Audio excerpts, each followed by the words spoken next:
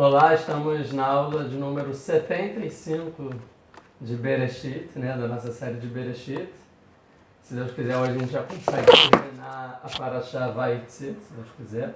Talvez vai faltar 2, 3 versículos, é o meu objetivo. E vamos lá. Vamos começar, a gente está no capítulo 31, versículo 17. Então, a gente tem Parashá Vayetze, capítulo 31, versículo 17. O que a gente viu na aula passada? A gente viu que Yaakov, ele sente um real perigo de continuar com Lavan, porque ele viu que a face de Lavan estava alterada, não era igual a outrora, né? Ou seja, ele sentiu o perigo de morte. Ele falou, se eu continuar aqui na diáspora, algo de muito mal pode acontecer comigo, com a minha família, com as minhas esposas. Deixa eu só melhorar aqui um segundo. Tá. Pode acontecer algo de muito errado, então está na hora de fugir, é a hora de sobreviver. Voltando um pouco, igual quando aconteceu, quando ele viu que Esaú agora estava muito furioso com ele, com a questão da Brahá, que ele acabou pegando o lugar do Esaú, e aí a mãe falou, vai embora agora, né? Foge. Porque a qualquer hora teu pai pode falecer, acontecer alguma coisa com ele, e teu irmão vai se vingar de você. Então, Yaakov foge aqui de novo. Yaakov, então, agora foge da diáspora em rumo da terra de origem dele, dos pais dele, do povo dele, e a terra que Deus falou que ele deveria voltar, que Deus ia ajudar ele a voltar, e Yaakov, ele fez uma promessa, que ele sim ia voltar para aquele lugar que ele sonhou e oferecer, né, sacrifícios para Deus. Então ele vai, e aí Deus se revela para ele. Vamos voltar um pouco no versículo 13, vou falar em português, que chega a Deus e fala, eu sou o Deus de Beit-El, ou seja, Beit-El, onde a gente sonhou e você prometeu, né, que ia voltar para lá e pagar a sua promessa, onde você ungiu um monumento lá e me fez uma promessa. Agora levante e saia dessa terra, uma ordem, uma mitzvah, né, ordem, se Deus ordenou, você cumpre, não importa o contexto. Volte para a terra onde você nasceu. Seja para a terra, que a gente chama de terra de Israel, lá na Torá, agora é Eretz Canaan. Então a gente espera que Yaakov ele volte. Então a gente terminou a passada com perguntas. Quais foram? É o que acontece agora, no versículo 14. E eu vou ler em português para ganhar tempo, que a gente já viu só a passada. E Rachel e Leá, ele pergunta para elas, né? Vetan Rachel veava tomar, né? E Rachel, então ele perguntou para Rachel e Leá, e vocês acham, né, que a gente tem que voltar? Então Rachel e Leá responderam dizendo, nós ainda temos uma porção e uma herança na casa de nosso pai. Ele nos trata como estranhas, pois ele nos vendeu e ele gastou todo o nosso dinheiro. Pois toda a riqueza que Deus separou do nosso pai nos pertence aos nossos filhos. Agora, o que quer que Deus lhe tenha dito, vai e faz. Ou seja, ele fala, mesmo que a gente merece uma herança do nosso pai nunca vai entregar essa herança pra gente, a gente nunca vai ver a cor desse dinheiro, de nada, de terra, posse, nada. Nosso pai trata a gente como estranho, ou seja, diferente como um pai trata as filhas, ele só usou as filhas para ganhar dinheiro e nunca favoreceu elas. E ela falou, então não importa o que acontecer, Yaakov, ouve o que Deus falou. O que Deus falou, você vai lá e cumpre. Um pouco parecido com nascer Venishma, né? Faz e depois a gente vai ver o que Deus falou para você. E a pergunta é muito estranha, porque Yaakov veio se consultar com as esposas. Se Deus fez uma ordem, ele tinha que juntar a família. Ele falou, a gente está indo embora. E não, Rachel, o que vocês acham disso que Deus me falou da gente ir embora? Como assim? Se Deus falou, apareceu num sonho profético para você, você vai lá e cumpre. E essa era a pergunta. E aí se a resposta delas fosse, não, a gente não quer ir embora não, a gente está gostando aqui, a gente quer o dinheiro que nos pertence, eu não vou desistir de 1 centavo do que é meu por direito, a gente vai ficar aqui, sim? Então, é uma resposta que a gente ainda deu aula passada, que é uma forma educada, né? Não é que o marido deve se impor perante a família e, vocês têm que fazer o que eu quero e ponto final, vocês não têm direito de contestar e nem de tapar dos meus planejamentos. Não, uma família planeja junto, né, e consulta a esposa, o que você acha, tá? Essa é a opinião que a gente deu. Mas agora tem uma opinião, é uma resposta mais profunda que aí a gente vai começar então a nossa aula depois dessa introdução. Qual é a resposta aqui? Qual é da nossa pergunta? É o seguinte, que se a gente for ver para toda a história do povo judeu, todo momento que teve diáspora e depois Geulah, né, e salvação. Salvação significa voltar o povo para a terra de Israel, né? Em todos os momentos que isso ocorreu, a gente vê que isso não aconteceu antes do povo, né, dos judeus no caso, pedirem e ganharem, receberem a permissão de quem estava dominando o povo judeu na época. Então sempre existe um momento que o povo judeu não tem uma iniciativa de ir e tal, e revolução. Não. Sempre o povo judeu pede permissão e espera essa permissão ser dada, e depois o povo judeu vai lá e vai para Israel e sai do povo que está dominando ele. A gente pode ver, embora Deus sempre falou, povo judeu, vocês devem morar na terra de Israel, uma mitzvah da Torá, né, certo? É o que Deus quer do povo judeu.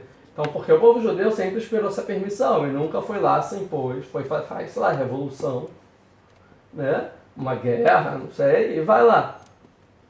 Óbvio que tiveram vários momentos que isso nem era possível, mas tem uma resposta mais profunda, porque mesmo no Tanakh, né, na Bíblia, a gente vê que isso acontece de forma repetidamente. Primeiro exemplo seria talvez aqui, né, em Jacob, que é o nosso exemplo. Então tem um outro exemplo mais antigo? Tem. Vamos dar outro exemplo. Quando Deus fala para Abraham, para fazer, no final de Parashá Lech Lecha, que Deus fala para Abraham, faz Brit Milá, certo? E Jacob vai lá e faz, certo? Deus mandou, faz Brit Milá, é uma mitzvah da Torá, não questiona, vai lá e faz. Mas tem um midrash dos nossos sábios que não diz bem isso, fala um pouco diferente, certo? Conhece? O que o Abraham chega? Ele reúne seus 3 amigos, né? Parceiros políticos, que seriam Mamre, o Eshkol e qual é o nome terceiro? Talvez Avner? Não lembro o nome terceiro, Mamre, Eshkol, agora não me lembro. E ele pergunta para os amigos, olha, Deus me mandou fazer Brit Milá, né? Circuncisão. O que vocês acham dessa ideia? E a gente sabe que um amigo falou, não, isso não. O outro falou, E teve um Mamre que falou, não, faz sim, concordo com você e tal. E a pergunta é porque Abraham ele precisa perguntar para o Mamre o que ele acha a respeito disso. Lembrando que esse mandamento de Brit Milá seria o que de fato ia diferenciar os descendentes de Abraham de todos os descendentes do mundo. E a gente já viu lá que Abraham queria que a teologia divina fosse para o mundo inteiro, sem distinção, sem um determinado povo. E fazendo um Brit Milá, pronto, tem aqui um marco. A partir de agora, quem tem Brit Milá está dentro desse projeto chamado Israel. Era uma dificuldade muito grande para Abraham. E ele pergunta para o Mamre. E o Mamre falou, sim, concordo. Se Deus falou, o que o Mamre responde é, se Deus falou, você não vai ouvir? Tipo, vai lá e faz. Então é a mesma pergunta daqui. Se Deus falou, Jacob, volta para Israel, porque você vai perguntar para as suas esposas. Concordam com a pergunta?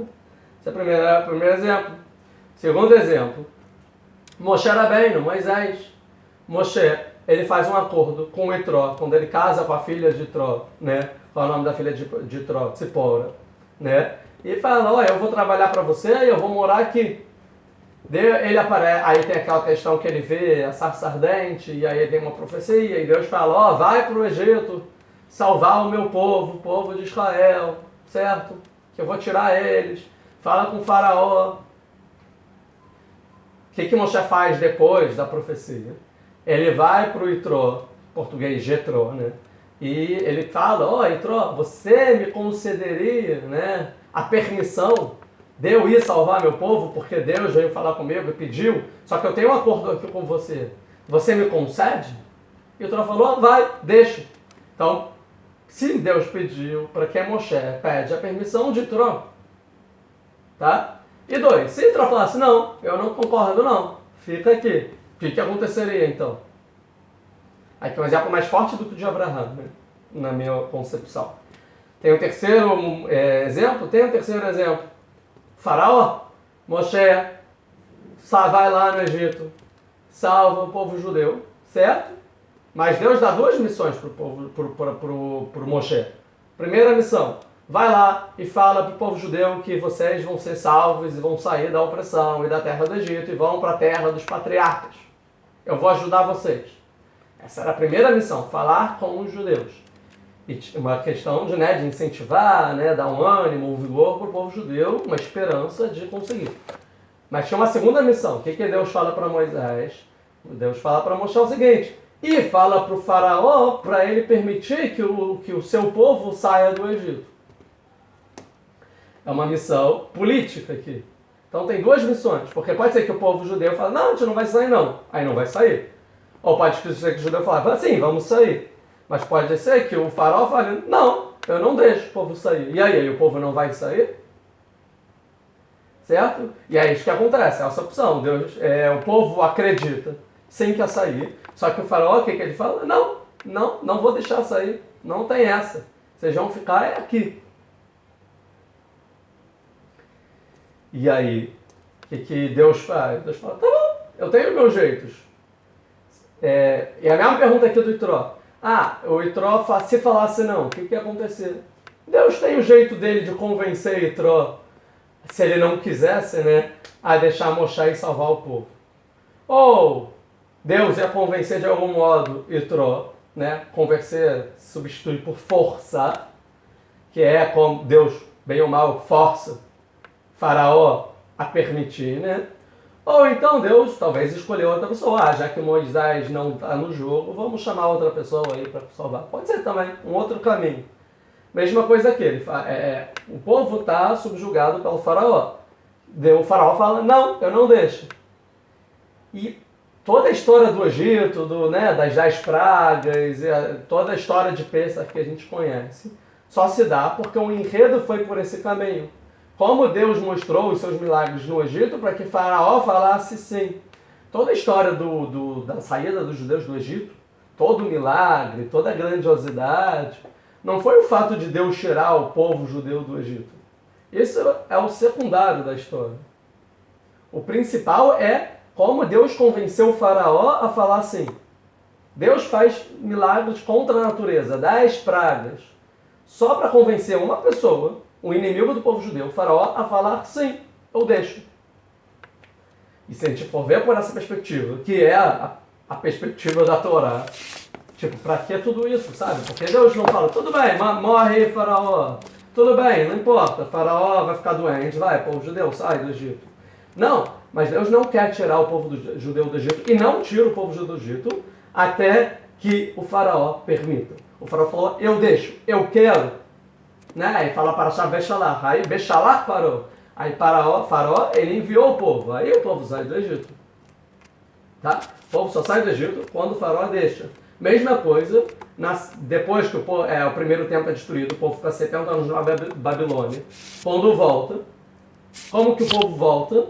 Com Atzarat Kores, quando o Kores, o Ciro, o grande, ele permite, como está escrito em Esdras, no livro de Esdras, primeiro capítulo, que o Ciro, ele deu uma declaração que os judeus podiam voltar para a terra de Israel, construir o seu templo, e não só isso, todo mundo tinha que ajudar os judeus. Aí os judeus voltam para a terra de Israel para construir o segundo templo, a mesma coisa. O Ciro deixa, que é o governante, então agora tem a salvação. A mesma coisa se dá agora na última vez, que é a declaração Balfour, que o governante da Inglaterra, que é depois no momento histórico, Israel vira o território que era chamado Palestina, desde que os romanos destruíram o segundo templo, eles mudam o nome para Palestina, então era chamado território Palestina, certo? E ele concede o direito dos judeus de viverem nesse território. E em 17, no ano de 1917. Permitiu? Aí começa realmente o povo judeu a de fato se estabelecer na terra de Israel. Mas não de fato, porque a independência só vai existir. A independência do Estado judeu, né, só vai realmente se concretizar quando a ONU, ou seja, uma organização recém-criada após a Segunda Guerra Mundial, que é criada, ou seja, que é a junção de todos os países, todos os líderes de nações, que vão permitir os judeus a terem uma independência, ou seja, uma terra na terra de Israel, e ter uma independência, um Estado lá. Por quê? Porque os judeus agora estavam sobre todos os países, então todos os países precisaram permitir. Então a gente vê que sempre que tem a Geulah, primeiro tem que ter a validação, né, do governante, que os judeus estão subjugados a ele. Então aqui na nossa história de Jacob, o Lavan precisa permitir. E a gente vai ver que Jacob não pegou a permissão de Lavan, ele fugiu de Lavan. O que a história vai demonstrar? Que ele vai precisar, antes de realmente conseguir fugir, antes de entrar no território da terra de Israel, de sair do território de Lavan, vai precisar se encontrar com Lavan e Lavan vai precisar concordar. Abraham, Mamre, pode fazer Brit Milá, como eu falei. O que a gente falou também? Moshe, Itró, pode salvar o povo. Faraó, vai povo, sai da minha terra, né? A música que Faraó sai no meio da noite de pijama e fala, por favor, vão embora. Né? E também me abençoem. Ainda pede a bênção, né? Que ele entende muito bem o propósito do povo judeu, abençoar. Que a bênção do Faraó vem através que o povo judeu consegue sair do Egito, aí é a verdadeira bênção. Para o Faraó. Mesma coisa aqui. O povo judeu não pode ter os territórios que eles dizem ocupados, né? Que na verdade o nome dos territórios se chama Judéia e Samaria, que obviamente é o território do povo judeu. Judéia e Samaria é o nome dos territórios, né?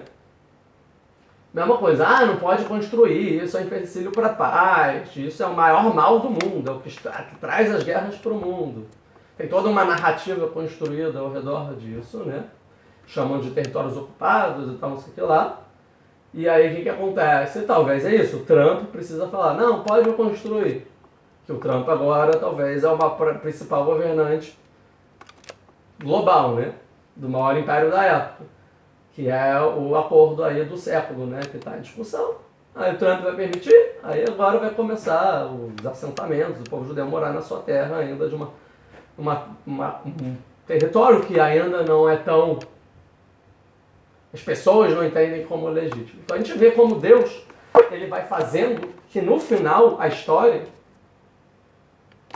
converja, para que o povo judeu tenha a Geulah, a salvação, e possa morar na terra de Israel, porque o objetivo é todo o plano de Deus para o mundo funcionar, o povo judeu tem que estar na terra de Israel, para o mundo todo ter paz. Isso tem que acontecer. E para isso acontecer, as pessoas que impedem têm que concordar. E as pessoas que, por enquanto, estão no domínio do povo judeu, precisam também liberar o povo judeu, porque meio mal, o povo judeu, é posse do governante. E não é bonito o povo judeu fugir. É muito melhor através da diplomacia. E o governo fala, não pode, eu deixo. Deixa, tá, agora a gente vai. E assim sempre aconteceu. Então, o que a gente chama aqui é uma frase do Rav Ner, um dos grandes alunos do Rav Kook, tá? Que o Rav Ner, ele fala o seguinte, que Derech Eretz, que tem um termo, né? Derech Eretz Kadma la Torah, que a educação, ela veio antes da Torá. Primeiro precisa ter educação e depois Torá. Se a pessoa não tem educação, não dá para estudar Torá, que não vai entender nada. Mas aí ele fala um outro termo, ele parafraseia, né? Ele fala que Derech Eretz Kadma la Geulah, que a educação sempre vai antecipar a salvação. Por quê? Porque se a salvação do povo judeu, que significa ir para a terra de Israel, significa através da teologia judaica, né, da Torá, que é a salvação do mundo inteiro, e o povo judeu acredita no monoteísmo, que Deus controla o mundo inteiro, e ele quer essa salvação do mundo inteiro, por isso que Deus criou o mundo, para o mundo inteiro estar bem. E isso depende do fato do povo judeu morar na terra de Israel. Está intrínseco a esse ponto, certo? É impossível que vai acontecer da forma natural, histórica, da forma, né, da história, que o povo judeu no final vai conseguir a salvação dele de uma forma não ética, desonesta. Isso nunca vai acontecer. Então, se a gente acredita que Deus existe e Ele controla o mundo inteiro, é óbvio que sempre na nossa história vai acontecer de uma forma ética e de acordo com todos. Principalmente quem está governando a gente. Então, por isso sempre foi assim na história, e sempre então é legítimo você pedir autorização de quem você deve algum tipo, mesmo se você é subjugado, escravizado, né, sofre nas mãos, de pedir permissão, e no final das contas ele vai dar permissão. E se ele não quiser a primeiro momento dar permissão, Deus vai encontrar o jeito dele sim dar permissão, que é o que acontece com o faraó. Então isso volta em toda a história judaica, tá? Então aqui é a mesma coisa. Então por isso, o Yaakov, ele veio pedir permissão para as esposas dele.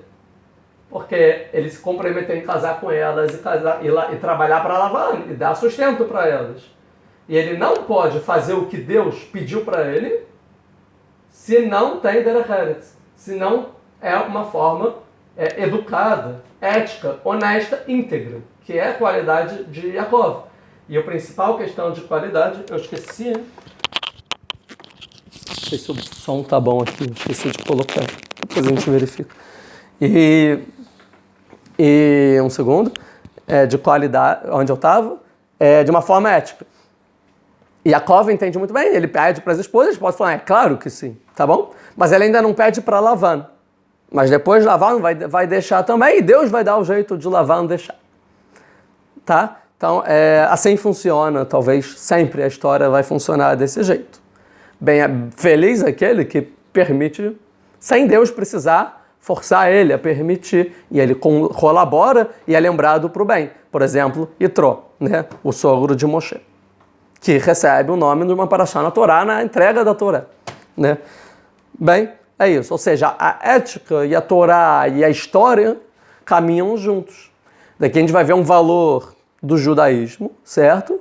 Que o povo judeu não acredita que o mundo ele é feito através de revoluções.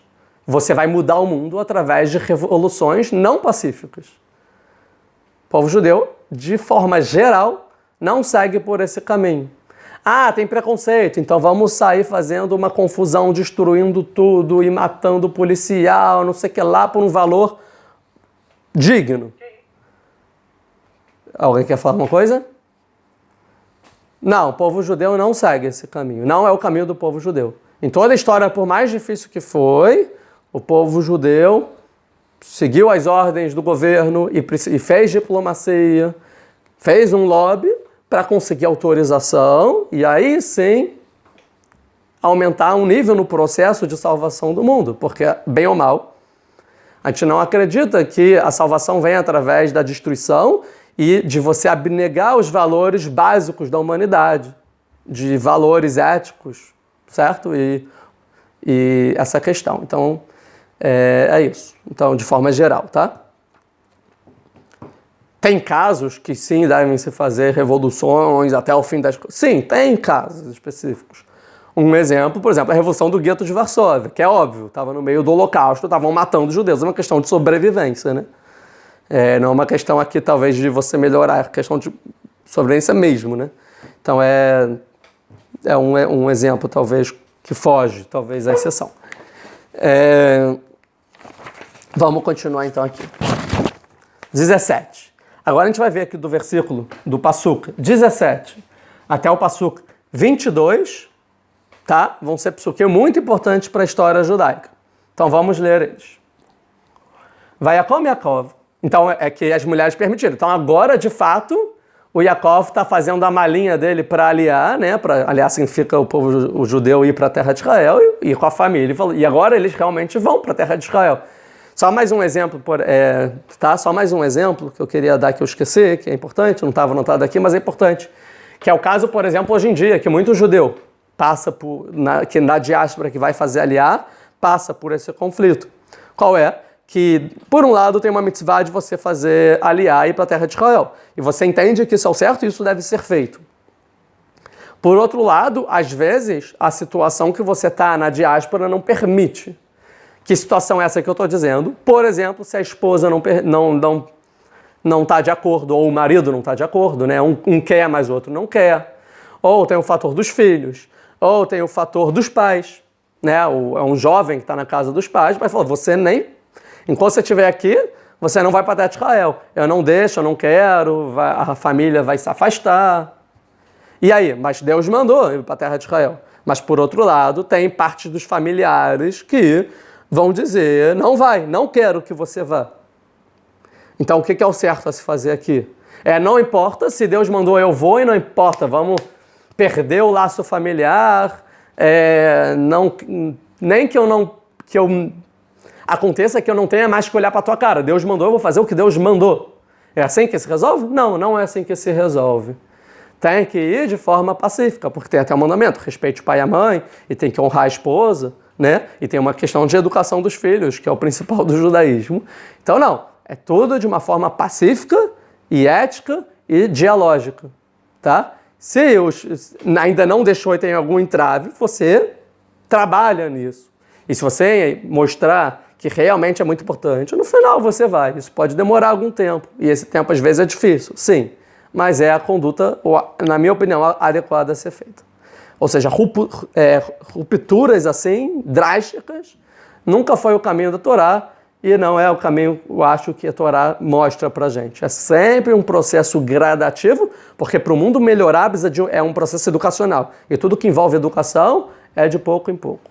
Mas tem momentos que você sente o perigo né, que você está em perigo de vida, de tudo dar errado, aí às vezes sim tem um momento drástico. Então se alguém está na diáspora, os pais não deixaram, mas tem perigo de vida, aí não tem o que fazer, né? E a questão aqui é um pouco do Yaakov, ele viu que Lavan não pode matar ele e a família inteira em algum momento, falou, então vamos. Mas eu vou conversar com a minha família. Tá? Vamos então agora, 17. Vaiakol Yaakov, se levantou Yaakov, sempre o movimento é importante natural, se levantou, ou seja, não estou agora mais sentado, acomodado na diáspora. Vamos se levantar, vamos para a jornada, vamos se esforçar. Que der e vier, vida ou morte. Vaiakol Yaakov, Vaisait Banav, levantou os seus filhos, Vetnashav Lagmalim, né? Na verdade colocou seus filhos e sua esposa sobre os camelos. Camelos esses que ele comprou com o dinheiro do gado que ele vendeu, fez comércio, a gente viu só lá passado. 18. Vainhag et kol mikneu vet kol rechushó, e ele conduziu todo o seu rebanho e todos os seus bens, ou seja, rechushó, ele saiu com riqueza, que é exatamente o que ele promete para Avraham, que vai ser julgado numa terra que não é de vocês, e vai sair com rechush gadol, com grandes riquezas, muito bens, né? E assim, kol rechushó, então ele saiu com todos os seus bens, Asher Achash, que ele conquistou, Mikne Kinyanó Asher Achash B'Padam Aram, como traduzir, que ele havia adquirido na ovinicultura de Padam Aram, ou seja, com a questão do gado, né, com a pecuária em Padam Aram. Lavó ele Yitzhak Aviv Atzakenan. E qual era o objetivo dele? Voltar para o Yitzhak, o seu pai, Atzakenan, na terra de Kenan. Ou seja, eu quero voltar para casa. E lembra que sempre a gente viu isso em Avraham, com Yitzhak, que quando a palavra é Aviv natural, o seu pai, é óbvio que Yitzhak é o pai dele, é muito forte. Ou seja, existia um vínculo de filho e pai, e isso ele queria se conectar com o pai. 19. Vê Lavan. Então, um belo dia. Lavan, Alar ligzoz et tzono, ele foi tosquiar, né, tirar a lã, né, do seu rebanho, das suas ovelhas. Vatignov Rachel e Terafim. Já que Lavan foi, Rachel roubou os terafim do Lavan. O que é terafim? A gente vai entrar daqui a pouco. Idolatria, estátua, amuleto da sorte, boneco voodoo. Depois a gente vai ver isso mais pra frente. Tá? Eu quero só chegar até o versículo 22. Eita terafim Asher ele havia, que era do pai. Então o pai não está, ela foi lá e pegou. 20. Vai Gnov Yaakov et Lev Lavan. Então, o que roubou Rachel? O trafim do pai. E Yaakov roubou o coração. Vai Gnov Yaakov et Lev Lavan, o coração do Lavan. Ou seja, que não é que seria roubou, né? Mas tipo, decepcionou. O coração do Lavan. O que? Yaakov fez isso comigo? Eu nunca esperava isso dele. Arami, né? E aí diz, quem é Lavan? No arameu. tá? Que é da terra de Aram, que ele está fugindo agora para ir na terra de Canaan. Ou Ivri, né? Como já explicou em várias aulas. Al-Bli Igid Lo Kiborehu. Por que roubou o coração? Porque ele não relatou, ele não contou para o Lavan. Por quê? Porque ele fugiu. Então, ele fugiu. Ele fugiu de Canaan para Lavan, agora ele fugiu de Lavan para Canaan. Isso foi considerado para o Lavan um roubo no coração, né? Uma fuga.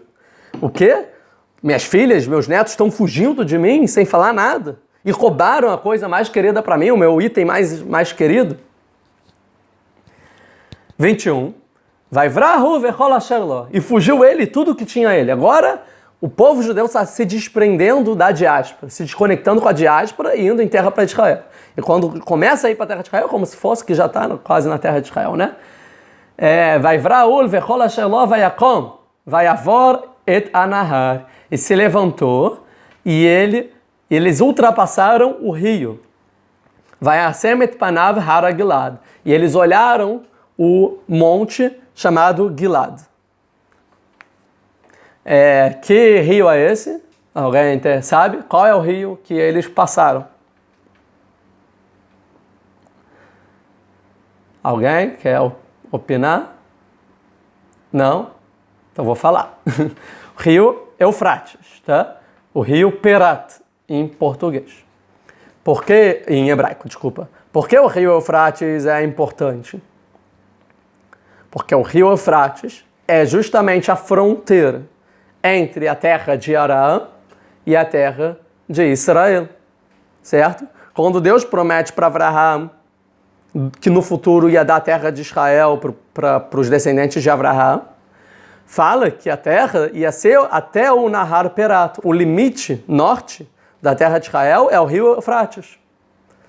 Então ele entra no território, ou seja, ele está justamente na fronteira entre o território de Lavan e o território prometido para o povo de Israel. Então eles passam esse rio, que é o Monte Gilad, talvez essa montanha, o marco, né, da divisória, da fronteira. E no 22, vai o gado, Lavan, Bayom Ashlishik Barach Yaakov. E no terceiro dia, quando eles já foram três dias fugindo, foi contado para Lavan, que estava tosqueando em outro local. Lembra que ele botou os filhos com o rebanho 3 dias de distância do rebanho de Jacó?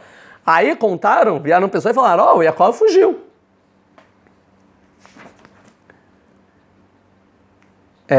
Um segundo, vamos mais um pouco. Vai Kachetechav Imo. Então ele pegou os seus irmãos com ele, o Lavan. Vai Irdof Acharav Derech Shivat Yamim. E perseguiu atrás de Jacó e das esposas e dos netos. Perseguir significa perseguir para quê? Para matar, né? Por 7 dias. Ou seja, depois de 3 dias ele perseguiu mais 4 dias. Eu acho que essa é a ideia. Ou seja, vai Adbek Otobe Haragilad. E o Lavan alcançou Yaakov justamente quando eles estavam no Monte Gilad, no 7º dia. Tá? Vamos parar por enquanto por aí. O que parece essa história de 7 dias, o Lavan, que o povo judeu vai, e aí depois o Lavan persegue o povo judeu, e no 7º dia, na travessia do rio, o inimigo alcança o povo judeu, e aí tem um perigo de vida, que é parte da história judaica. Isso se compara, né, à saída do povo judeu do Egito. O que aconteceu na saída do povo judeu do Egito? O faraó fala, pode ir. No 3º dia, vem informantes, delatores que estavam junto com o povo judeu e falam para o faraó, olha, eles estão fugindo. E aí ele persegue, e no 7º dia depois de Pessah, que seria o 7º dia de Pessah, que também é Yom Tov, né, um dia festivo, que é a abertura do Mar Vermelho, que é quando o faraó alcança os judeus, e aí eles são afogados no Mar Vermelho, né? Ou seja, a mesma coisa, no 7º dia, 3 dias, depois no 7º dia ele alcança, o povo judeu tem perigo de vida, o povo salva, e finalmente o povo judeu se desvincula com o inimigo. A mesma coisa vai acontecer aqui na história de Jacó, a mesma coisa vai acontecer em Shemot, em Êxodos, na saída do povo judeu do Egito com o faraó. É clara né, o paralelismo entre os fatos históricos. Agora, então, o que é importante? Nesse versículo, desde o 17 até o versículo 23, são versículos muito importantes, porque é nesse momento que o povo judeu é criado. Até então não existia povo judeu. Até o momento, a família de Jacó na casa de Lavã. Agora, Jacó, a família e os filhos vão ser um povo. Vão se comportar já como um povo da partir de então. Tá, desculpa. Quando está escrito que no terceiro dia, é muito significativo que em todos os momentos da Torá que traz essa expressão, no terceiro dia, tá? Significa, é uma chave, né, para entender, se pegar todo momento, tem no terceiro dia, que são 3 dias, tá? Aqui é um código, né, da Torá, vamos dizer assim, que, deixa eu pegar exatamente, que vem diferenciar o povo de Israel dos outros povos. Então, sempre que tem 3 dias, é o momento que se diferencia o povo de Israel dos outros povos. Dando exemplo, por exemplo é ótimo, né? No Brit Milá, que Avraham faz Brit Milá, e no terceiro dia Deus aparece para Avraham, né? São 3 dias. Outro exemplo, por exemplo, na Kedat Yitzhak, sacrifício, entre aspas, de Yitzhak, que no terceiro dia eles avistam o lugar que vão ser, e aí ele pergunta para os jovens, vocês viram? Falam, não. Aí Yitzhak viu, falou, então eu vou com Yitzhak e vocês fiquem aqui. Tem uma diferença, né? Aqui tem uma separação. Outro exemplo, no recebimento da Torá, que eles recebem, eles chegam no Rosh Chodesh Nissan, no Midbar Sinai, no deserto de Sinai, e aí no terceiro dia, Deus fala com Moshe, e ele fala, 3 dias vocês vão se purificar, vão se afastar das esposas, que aí eu vou entregar a Torá, é no terceiro dia. Né? Tanto que diz, é o terceiro mês, que se vai no terceiro mês pela Torá, no terceiro dia, no terceiro filho, que Moshe é o terceiro, né? Miriam, Aharon e Moshe, né? Receberam a Torá, que são 3, que é Torá, Nevim, Ketuvim, tem um Midrash, assim, né? Tudo 3, tá? São 3 patriarcas, tá? Então é isso. Então o povo judeu aqui, quando o povo judeu, ele sai do exílio, sai de ser subjugado, tá? Por um outro povo, e ele sai, ganha a sua independência, vira um povo. Por que vira um povo? Vira algo por si só. Porque quando o povo está na diáspora, ele não é algo por si só, ele está dentro da comunidade maior. Ele não é um povo por si só, ele faz parte de onde ele está, tá? E aqui o exemplo, que os sábios vão falar sobre a saída do Egito, e aqui é a mesma coisa que se aplica, é igual um feto saindo do útero da mãe. Então, o feto, quando ele está dentro do útero da mãe, que a mulher está grávida e o feto está dentro, embora o feto já exista, ele não é algo independente. Ele é totalmente dependente da mãe, e você pode dizer até que ele faz parte da mãe em determinado grau, tá?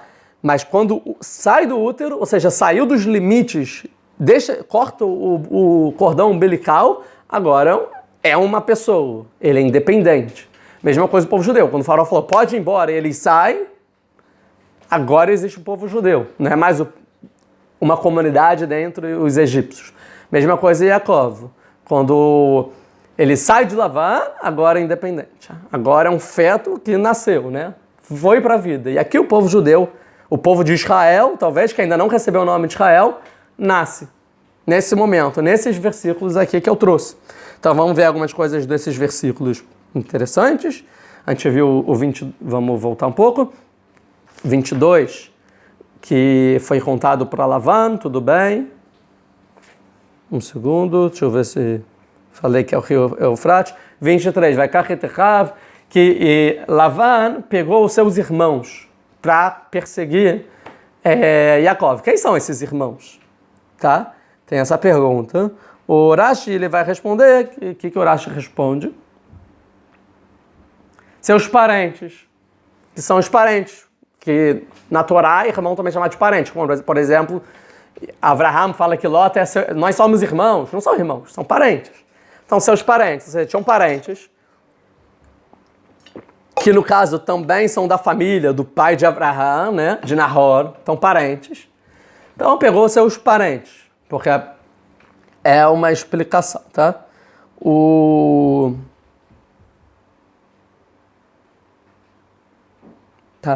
Ramban vai... Não é o Ramban, não lembro quem fala, que fala o seguinte, por que ele trouxe os parentes? Uma opinião é para ter força, né, política, militar e tal, para todo mundo contra Yaakov. E tem outra opinião, talvez, para o Yaakov não é revidar, porque ele vai ver que tem parentes. E o parente é tipo um mediador. Sabe, ó, é meu parente, é seu parente. Você vai fazer alguma coisa contra mim? Ou querendo dizer o seguinte, ó, não vim te matar, tanto que os parentes estão aqui. É como se fosse você pega alguém da família mediador e fala, ó, essa pessoa está provando que a gente não quer fazer mal um ao outro. Vamos dialogar. Uma opinião também. 24, vai avó Elohim, não, calma, tá, esses são os versículos, como lavando vai sair do banana, vamos... Tá, vamos continuar. 24, vai avó Elohim e Lavan, e Elohim apareceu para Lavan, Deus aparece para Lavan, uau, o que é Deus aparecer para Lavan? É um sonho quase profético? Algumas opiniões vão dizer isso, tá? Arami, aí vai dizer quem é esse Lavan, é o arameu, né? O lugar onde mora, Aram, Bachalom, num sonho, Alaila, de noite. Vai, Omer Eloi, Deus fala para Lavan, e chamer lecha pen tedaber im Yaakov. Se guarde. O que é se guarde? De não matar Yaakov. Não mate Yaakov, que é o que você planeja. Se Deus não aparecesse para Lavan, ele mataria Yaakov. O fato de Lavan conseguir ver Deus, a gente consegue ver, uau, olha o nível de Lavan, então, tá? Segundo, pode ser que ele fazia isso por feitiçaria, sim. Tem quem diga que não, que na verdade ele não tinha nível de ser profeta e ele só teve quase uma profecia tipo muito baixa, vamos dizer assim. Ele só teve esse nível pelo mérito de Yaakov para proteger o Yaakov. E às vezes não tem questões que quando é para proteger o tzadik, talvez até um perverso consegue ter nível profético em nível muito baixo. Exemplo é quem vai dizer Bilam, Balão, né? Que ele teve profecia, quem diz que ele tem profecia, claro, para proteger o povo judeu. Para o povo judeu, no final tem as brachot, as bênçãos, tá? Uma opinião. Tente dar beira em Yaakov. Vai falar, ó, você não fala, então vou dialogar com Yaakov. Aí o que Deus fala? Ó, não mata ele. Ah, então é o quê? Diálogo? Não fale com Yaakov, nem bem, nem mal. Não fala nada com Yaakov, nem pro bem, nem pro mal. Nem vou te matar e nem vou te ajudar. Nada. Eu não quero que você fale nem bem, nem mal para Yaakov. Esse bem e o mal, óbvio que é muito... Porque... Entendi, não fala nada mal para Yaakov, mas por que não falar o bem para Yaakov? Então, essa é uma pergunta muito grande, tá? O Rashi vai responder o seguinte, que todo bem dos malvados é considerado mal perante o justo, ou seja, bem ou mal relativo à pessoa. Então, pro que Yaakov ele acha bem, pro que o Lavan acha que é bom, pro Yaakov ele acha que é ruim. Muitas vezes o perverso acha, essas são as melhores coisas do mundo. Aí o justo vai ver e fala, não, isso é muito ruim, eu não quero essas coisas. Um palvado quer dinheiro, o justo fala, não é para tanto, talvez não vai me fazer bem. Então, às vezes, relativo, ou seja, Lavan, já que você não consegue entender os critérios verdadeiros, não fala nada para não errar. Essa é uma opinião do Rashi. Vai ter que dizer o seguinte, o que é o bem pro Lavan? Na concepção do Lavan, o que é bom? É o Yaakov voltar com a família para morar com ele. Isso é o bom para sua família. Então Deus fala, não fala nem o que é bom para você, nem o que é mal para você. Tá? Essa é a opinião do Rashi. A opinião do Ramban é o seguinte, também é parecida. Não fala para Yaakov voltar para a terra de Israel, porque eu mandei ele sair da terra de Israel. Ele está fazendo isso porque eu mandei, seguindo o meu mandamento. Tá? Opinião parecida também. Vamos continuar. 25. Vayaseg Lavan et Yaakov, calma. Vayaseg Lavan et Yaakov. E Lavan alcançou Yaakov. Você se encontrou mesmo com Yaakov. Yaakov taká et ohaló, bahar. E o Yaakov, ele tinha armado sua tenda, né, montado o acampamento, vamos dizer assim, na montanha, em Gilad, que a gente já visto o nome da montanha. Lavan taká et ohaló, behar a Gilad. E Lavan montou a sua também acampamento no Har Agilad. Deixa eu ver se tem algum versículo sobre isso, se eu anotei alguma coisa, não. Ou seja, A princípio, os dois estão na mesma montanha, cada um no seu acampamento. Vamos continuar. 26. Vaiomer Lavan le Yaakov. E então vai ter com o diálogo. E falou Lavan para Yaakov. Meia cita. O que eu te fiz? Olha a pergunta da hora. O que eu te fiz? Vatignov et levavi, para você roubar o meu coração, você me decepcionar da forma que você fez. O que eu te fiz para isso? Vatenareg et binotai keshvuyot charev. E você, deixa eu traduzir exatamente, e você conduziu as minhas filhas como prisioneiras de guerra, você tipo roubou elas, né? Sequestrou elas, vou pegar a família dela e levar. Você pegou minhas filhas contra a vontade dela e falou, o que eu te fiz? Não entendo o que eu te fiz. Por que você roubou meu coração? E 2, porque você sequestrou as minhas filhas, né? Não são as suas esposas, são as minhas filhas. São os meus netos. Ou seja, ele não conseguia entender que as filhas queriam seguir Yaakov. Não conseguia. Mas, na verdade, ele não pegou elas como prisioneiras, porque elas concordaram, falando, não, a gente vai. Não foi nada de prisioneira de guerra, elas são parceiras, né, no plano de Yaakov. Tá. O Harev aqui, literalmente seria o Shvuyot Harev. Harev é a espada. Mas na Torá, Harev significa guerra, que tipo, o exército, na verdade, guerra é exército, porque o exército é a espada, né? Tipo, é a arma de um povo, de um governo, né? De lutar através da espada, através do exército, tá? Então seria exército. Interessante que a gente vai ver o seguinte, que da partir de então, Lavan quer matar Yaakov. Não